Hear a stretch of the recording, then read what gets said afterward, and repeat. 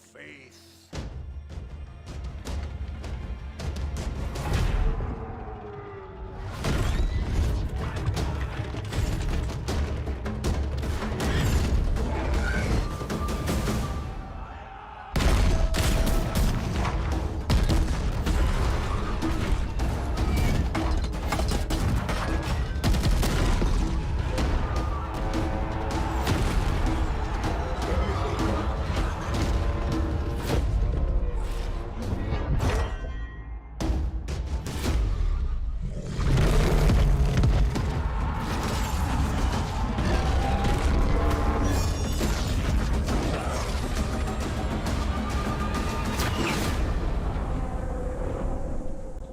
Well, alright then, that reveal was beyond my expectations. These DLCs continue to be some of the craziest content CA have ever done, and I think I'm in love. Dread Saurians, War Wagons, Kroxigors with power fists, and that's just the tip of the iceberg. The Huntsmarshal Markus Wulfhart tracking down Nakai the Wanderer in the Jurassic jungles of Lustria, and Gor-Rok the Great White Lizard confirmed as free LC. So grab your amber bow, hide in a porta potty, and do not get eaten by dinosaurs as we talk Hunter and the Beast, coming to Steam servers near you on September 11th. Let's get into it. So the most important question is, who the hell are Markus Wulfhart and Nakai the Wanderer? What makes them legendary, and what makes them special? Well, we covered the Huntsmarshal extensively yesterday, but he is a monster hunter through and through.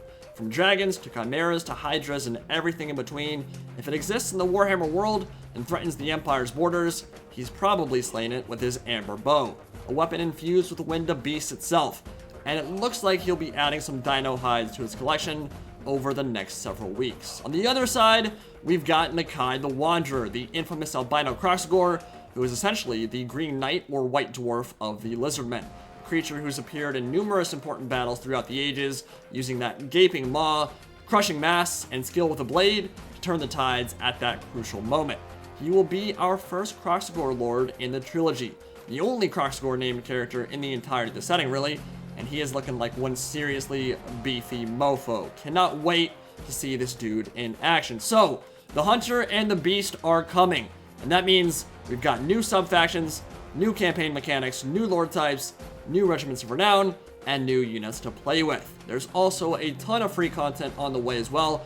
We're going to save all that for the next video because we've got more than enough to talk about with this DLC right meow. So let's talk Lizardmen first.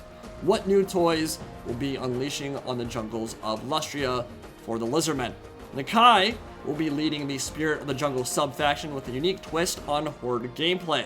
I don't think we've seen or even been given start positions yet. I don't see them in the blog or on the Steam page, but I imagine somewhere in Lustria for the Vortex campaign is where he's going to be starting, where both Nakai and Wulfhart will be playable in that Vortex campaign. They just won't be fighting for control of the Vortex. They're going to have their own submissions and own objectives, and likely Nakai the Wanderer will be starting in Albion for Mortal Empires. Nakai is closely tied to that island in the lore and in the founding of the temple city of Conquata there, and it now kind of makes sense why CA added it to the Mortal Empires map only a few patches back. It was probably a pretty big hint about what might have been coming. Oxyatl and a few others might have been able to be put there as well, but Nakai the Wanderer is the go-to lord, and that's probably where he will start Mortal Empires campaign. Be a fantastic and really unique start position for him, and put him quite close to Chaos and Norska as well. But his Horde gameplay is a little bit different than the Horde gameplays from other factions in the game. It's the standard encampment stance building we've seen from the others, but only Nakai's personal Horde can unlock units for recruitment. Other hordes of his faction, the so-called minor hordes, can recruit unit types Nakai has already unlocked using the global recruitment option, but they will not be able to build their own recruitment buildings. That's all tied to Nakai. So you don't want to lose Nakai's horde, because that means pretty much your entire infrastructure will disappear alongside him. And he begins his playthrough as a vassal to the defenders of the Great Plan, the caretakers of the Great Temple Cities. When one of Nakai's armies captures a region, it can be gifted to the defenders, and Nakai must choose which old one that region's temple should be dedicated to. As more of these temples are built in the gods' names, the more powerful the rewards Nakai and his faction receive, generating a currency called Old One's Favor that can then be spent on acquiring blessed spawnings, higher levels for your lords, and so on. so you won't be a traditional empire builder as Nakai, but a wandering force that helps other lizardmen build their empires, which seems rather thematic and fitting with his lore. He's more a force of nature than an empire forger like Mazdamundi or Kroxigor are.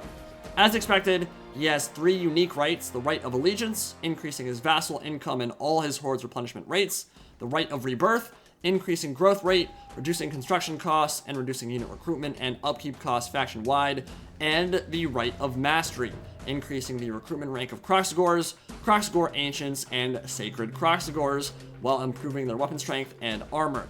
Which brings us to the new units, and I must say, it feels really damn good to finally see Kroxigors get some love. No Regiments of Renown, no named characters, only one variant up to this point. The age of the crocodile is finally upon us. They've got a new generic lord type, the Ancient Kroxigor, clad in the ancient crest of the old ones as anti-infantry specialists with a hefty dose of AP. Sacred Kroxigors, dual-wielding shiny gold power fists with high weapon strength and magic attacks. They're gonna punch their way through pretty much any horde, and they might end up being the coolest looking unit in the DLC. And goddamn, there are Dread Saurians hitting the field in force. I mean, what more can you really say? We are so far past what any of us ever thought Creative Assembly would ever be allowed to tackle with this IP. It's not even funny. At this point, nothing should surprise us. Nothing at all. The Monstrous Arcanum has been a godsend so far, a gift from the old ones themselves, and now the real apex predators of Lustria will be stalking our campaigns. Probably the most expensive units in the entirety of the trilogy up to this point. It's fitting because their Forge World model was also one of the most expensive and gigantic in the entirety of the Warhammer Fantasy Battle line. Apparently, they're going to be even bigger than War Mammoths in-game, which should tell you all you need to know about the Dread Saurians themselves. So yeah, we're not just getting Necrophis Colossus, or Morngul, or Fimir, or Skin Wolves. Now we're getting Dread Saurians. So yeah, Forge World stuff is very, very much on the table at this point. So, Dread Saurians are going to have huge weapon damage and high armor, as you would expect. They have those awesome looking old ones crests. They are the premier dino in Total War through and through, coming in a Feral variant and a Howdah variant with skink blowpipes and poison javelins. Up top, expect to see a price point between 3,200 and 4,000 gold. Incredibly expensive, and of course they have an ROR for good measure. The Shredder of Lustria, with rank 9 stats, encourage, and a passive Hex aura, reducing nearby enemy leadership. The cohort of Huatl, Sacred Kroxigors, will be a top-tier monstrous infantry unit, armor sundering, bonus physical resist. They sound pretty brutal, and we're finally getting Razor Dawns as well, where the Salamanders were designed kind of as anti-large snipers. These will have more of an anti-infantry role, firing spines into their attackers, and the Amaxon Barbs with poison and enhanced missile resist will be their ROR version. But Nakai himself is the star of the show, what looks like a 20-foot tall behemoth, not albino for some reason though. I would love to know why CA chose not to go that route. Every piece of lore I've ever read about him says that he's almost pure white, but either way, he does look badass, just an absolute hoss, and he is going to smash stuff with high armor, health, melee attack, and weapon strength, grants bonus melee defense to, and reduces recruitment and upkeep costs of Kroxigors and Sacred Kroxigors in his army, has the Miasma of Despair debuff, lowering speed, vigor, and leadership in an AoE, and Primal Roar increases his physical resistance and melee attack, and grants Rampage to allies. Kind of like Hellebron's Murder Party. Don't want to be using that on your Cav, might not work out too well for you if they Rampage into enemy halberds or spears, but in an infantry grind, not gonna be an issue at all, and will definitely help him tear through stuff there. Golden Tributes gives him perfect vigor for allies in range, so it sounds like an AoE rather than a single target buff. He sounds pretty strong, honestly. Monstrous Lords have always found a niche in Total War Warhammer 2 multiplayer. Certainly in campaign, I think he's going to be great. In multiplayer, he sounds like he'll be pretty viable as well. Just the fact that he doesn't get knocked around would be a pretty big deal, but he's going to have a nasty stat line for sure. So things are shaping up super nicely for our not-so-albino Kroxigor friend, but that is just one side of this DLC. Huntsmarshal Markus Wulfhart is the other side of the coin, and he will be leading the Huntsmarshal's expedition for the Empire, contracted out by the Emperor himself to pursue their interests in the New World. Gonna be honest, probably not a great sign for the Dogs of War or Southern Realms at this point. With a colonial expansionist theme with fancy floppy hats in the jungles, the door was already rapidly closing for them anyway, but this might just be the nail in their proverbial coffin. So rip our mercenary dreams, but in their place comes the Empire of Man, the most popular faction in the trilogy up to this point, getting some long-awaited lovin', so you can't feel too bad about that. And Markus Wulfhart has got some pretty cool campaign mechanics as well. The more stuff he does in Lustria, the more esteemed he will become in the eyes of Emperor Karl Franz, and you'll get more advanced units to help aid in his expedition. The further he expands, the better his building options get, all leading up to a final confrontation with Nakai the Wanderer himself, probably the climactic battle at the end of each of their campaign playthroughs. Now, his progress is going to be measured by how effectively he fulfills the Emperor's mandate. Expansion, successful military operations, and other campaign activities increase his acclaim, which dictates the quality of units available to Wulfhart via the Imperial Supplies system. So basically, if you're doing well, Franz will send you awesome toys to play with, and you'll get better units that way. But hopefully, that mechanic has more to do with the Regiments of Renown and unique one-off units rather than the entire roster, because I don't like having the entire selection of unit roster just being gated off by campaign mechanics when you already have to tech up and build your economy up anyway. Those are already limiting factors that prevent you in the early stages of your playthrough. But in a new world, surrounded by enemies and big scary monsters, the anger of Lustria itself will also play a huge role. The more conquering Wulfhart does, the angrier Lustria gets, building the hostility meter up to a point where you get more reinforcements from the Imperial supply system, but the Lizardmen also get hordes at the same time that are designed and tailor-made to crush your capital and kick you off the continent. Waves of these, kind of like the Chaos Invasion I would think, will crash on your borders, hopefully not spawning in your borders, but maybe at the edge of them, and allow you to kill them off until the meter is reset. Well, they're probably not going to let you kill them off, but I imagine it's the AI. You might be able to handle it, but there are going to be a lot of troops coming to your borders, a lot of dinos to slay. And scattered throughout Lustria are 4 of the finest hunters that have ever lived. These can be recruited by Wulfhart to kind of bring them into the fold. You can get them through special missions, and they will bring major benefits to your playthrough. A dwarf master engineer, a renowned Bretonnian paladin with a great sword, a witch hunter, and a waystalker are the 4 characters.